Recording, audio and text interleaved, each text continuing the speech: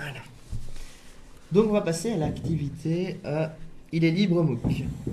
Voilà. Alors, Francesco, tu vas donc nous parler d'un sujet assez particulier. Oui, et qui te tient à cœur aussi, hein, si En j'ai effet, bien. en effet. Voilà, on va parler des technomades. Alors, technomade, ce n'est pas la firme américaine qui existe aussi sous ce nom-là, c'est technomade. Nous, non, c'est tech nomade. Alors, qu'est-ce que c'est que ça? C'est pas une firme, ce sont des personnes. Ce sont des personnes dont l'activité professionnelle, en fait, euh, les contraint, enfin, les contraint, c'est aussi leur choix, à voyager dans le monde. Ils passent quelques jours, quelques semaines dans un pays, dans une région, parce qu'ils aiment découvrir le monde. Ils ont décidé de vivre leur vie comme ça. Et donc, ils s'adaptent en fonction de ça. Mais ça me paraît pas très connu par le grand public. Tu peux m'en dire plus? C'est vrai que c'est pas vraiment connu. Je n'en connais pas personnellement, mais par contre, ça m'a fait penser à deux choses. Première chose, c'est le film, pour ceux qui connaissent, avec George Clooney. Ça s'appelle In the Air. Et alors, il incarne un businessman qui, et qui justement s'est fait engager dans une firme et est tout le temps en voyage. Il passe sa vie dans les hôtels, dans les avions. Il ne fait que ça. Il n'a pas de famille, il n'a aucune attache. Et enfin voilà, c'est ce qu'il adore dans sa vie. Donc il y a ce film-là qui pourrait faire penser à ça. Il y a aussi une autre émission dont j'étais pas mal fan, qui est présentée par un chef assez connu mondialement, sino-égyptien, c'est Bobby Chin.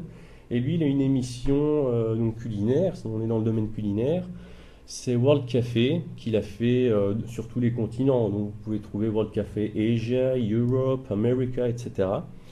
Et donc il arrive dans une région et il va présenter à la fois la région et forcément ce qu'il découvre comme plat et qu'il peut reprendre dans ses restos, etc. Ça va du resto de luxe au petit resto où il a des amis ou des connaissances. Il s'invite aussi, enfin, les gens l'invitent chez eux, il découvre des plats quotidiens, donc c'est vraiment super varié.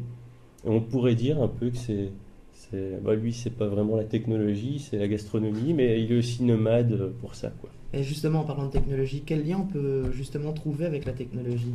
Ah, bah, la technologie, il faut savoir que ils en ont besoin. Ils sont toujours sur la route, hein, ils s'arrêtent très peu. Ce sont des globetrotters après tout. Donc, comme tout le monde, ils doivent s'instruire, ils ont des besoins, ils sont indépendants, mais peut-être pas tous. Il y en a qui sont salariés aussi, donc ils doivent être en contact avec leur firme, etc.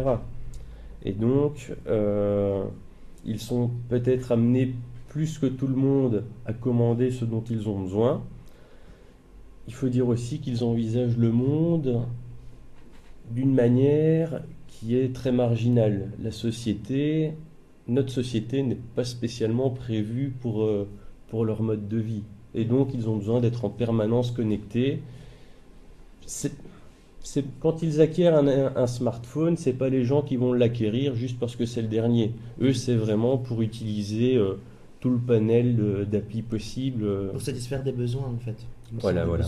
un besoin de technologie. Ouais, Mais et à quoi ressemble cette communauté, puisqu'elle est, tu me dis qu'elle est marginale, mais à ouais. quoi est-ce qu'elle ressemble?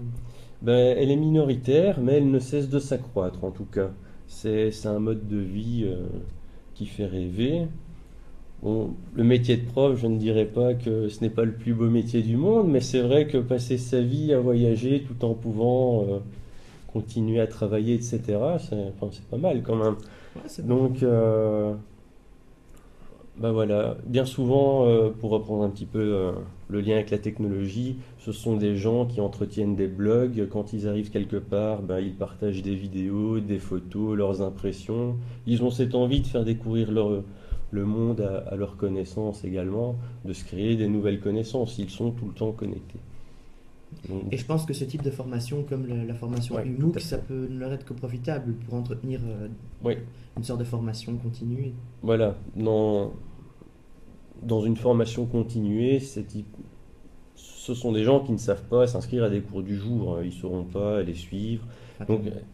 un MOOC comme l'UMOOC ou les autres MOOC qui comme on le fait en tout cas, permettre une grande liberté aux participants au niveau du travail à faire. Vous travaillez quand vous en avez envie, hein. Celui qui a envie de laisser passer 6 semaines et de tout faire la dernière semaine, il peut.